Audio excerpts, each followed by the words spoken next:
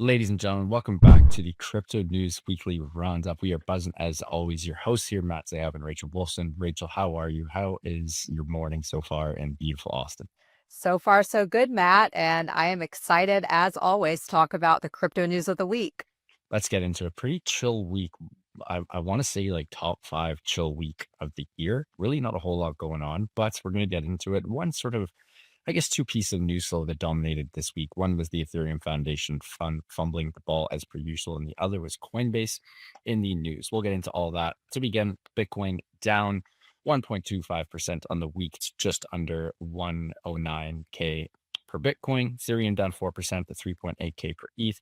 BNB down 8 ticks. Otherwise, the top 15 coins were pretty much on average down, give or take, between 1 and 5% on the week, with the exception being Hyperliquid, the only green coin on the week, up 4.5%, just under 40K per hype. We did have some big news, some big coin news launching this week. Bit of a throwback, as I personally have not used OpenSea since 2022. I feel like you're probably in the same boat here, Rachel. My apologies if I'm putting words in your mouth, but there's going to be an OpenSea token, and it's coming in Q1 2026.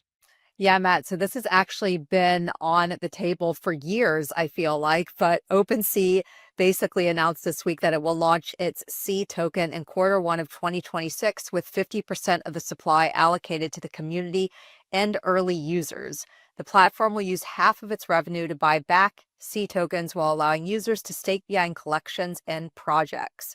OpenSea's pivot to a multi-chain trading aggregator reflects its shift from NFTs to broader crypto trading, now spanning 22 different blockchains. Yeah, super weird. OpenSea is no longer a NFT platform, but good on them, and hopefully they execute. Okay, biggest piece of news this week, at least from a social perspective, is dominated X for about 3 days straight, and it's still dominating X. Monday night, the news came out that Coinbase paid 25 million USDC for Cobie. Everyone knows Cobie. He is one of the most famous, well-known, well-respected OG crypto personalities in the space. They gave him $25 million for the up-only NFT, pushing him back in the host share, aiming to resurrect the crypto focused podcast. Again, Up Only was the biggest crypto podcast at its time back in 2021 and 2022, right before the FTX crash.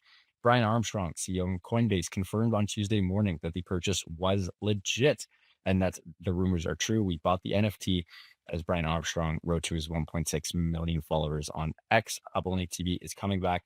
When the NFT is burnt, the podcast will restart. That's what Cobie has always said. He put it at an absurdly high price because he thought no one would ever spend 25 mil to bring him on for an 8-episode series. But alas, here we are. He's going to make $3 million per episode. Why did this happen, Rachel? Well, that news came out Tuesday morning. Yeah, Matt. So let's continue the story here. So Coinbase's 375 million buy of Cobie's Echo folds 200 million from 300 million deal community raises into an exchange native pipeline, signaling the return of public sales, this time on chain and institution ready.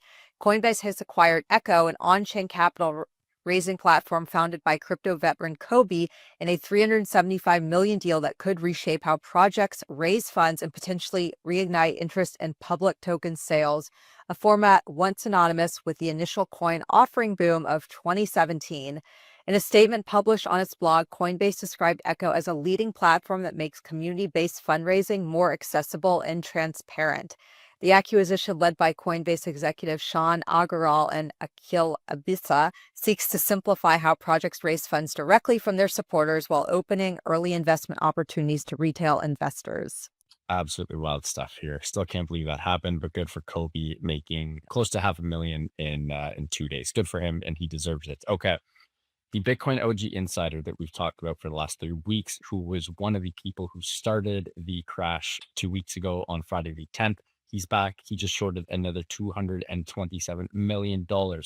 His short position is now 2,100 BTC. Again, that's not $2,100 worth. That is 2,100 BTC worth just under 230 million. This move came in as Bitcoin hovered near 108K. This was a couple days ago. This happened on Hyperliquid, and he has since transferred 3,000 BTC, which is roughly 338 million, to Binance on Wednesday, signaling a potential plan to take profit or reposition his exposure. Again, Hyperliquid is used by all these whales who wants the best pricing.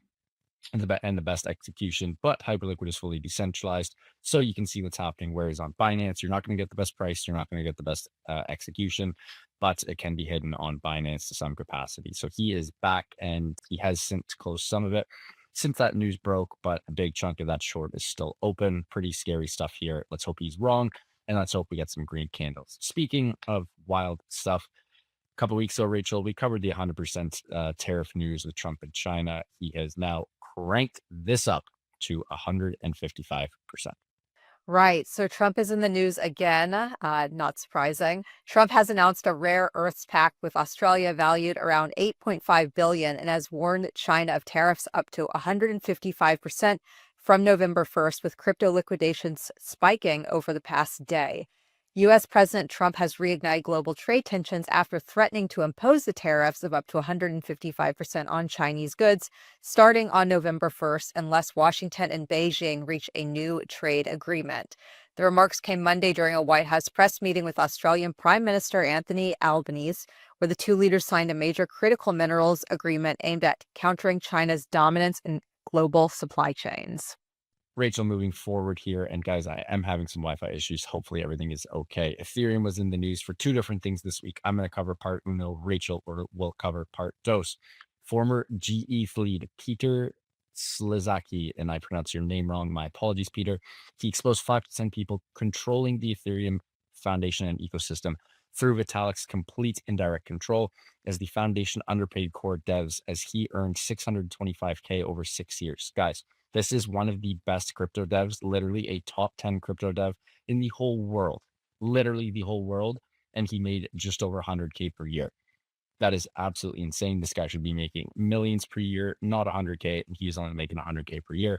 He published this article he published this letter back in May 2024 and recently exposed it and re-released it. How, again, Vitalik has complete indirect control over the whole Ethereum foundation, and it all goes through his attention, donations, investments, and researcher brain power allocation. Not good news. Pretty unfortunate stuff. We thought that'd be over, and what happened a couple hours later, Rachel?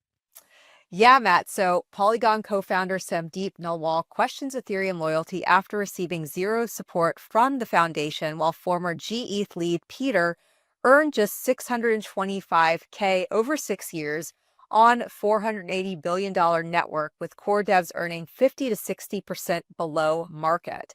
Polygon co-founder Sandeep publicly questioned his loyalty to Ethereum after years of contributing to the ecosystem without receiving support from the Ethereum Foundation or the community. Shot on the Ethereum Foundation in two separate news pieces in a row. We're going to talk about some good Ethereum news. Huobi founder Li Lin and prominent Asian crypto investors have raised $1 billion to launch an Ether-focused digital asset trust. The trust includes major backers such as Hongshen Capital and Avenir Capital, and this initiative aims to capitalize on rising institutional demand for Ethereum. So a lot of bad news, but some good news for Ethereum this week. More good news, and Rachel and I have had the 21 Shares folks on our podcast respectively. FalconX is going to acquire 21 Shares for an undisclosed sum. We'd love to see this. Yeah, Matt. So this is great news. FalconX, a major digital asset brokerage, announced on October 22nd that it has agreed to acquire 21 Shares for an undisclosed sum. 21 Shares is based in Switzerland, and it is one of the world's top crypto exchange traded product issuers and has offered physically backed crypto ETPs in Europe since 2018. As of quarter 3 of this year, 21 Shares manages over $11 billion in assets across 55 crypto ETPs and ETFs. The merger will unite FalconX's trading and risk infrastructure with 21 Shares asset management and distribution network as exchange-traded funds and exchange-traded products to institutions and retail investors globally peak interest.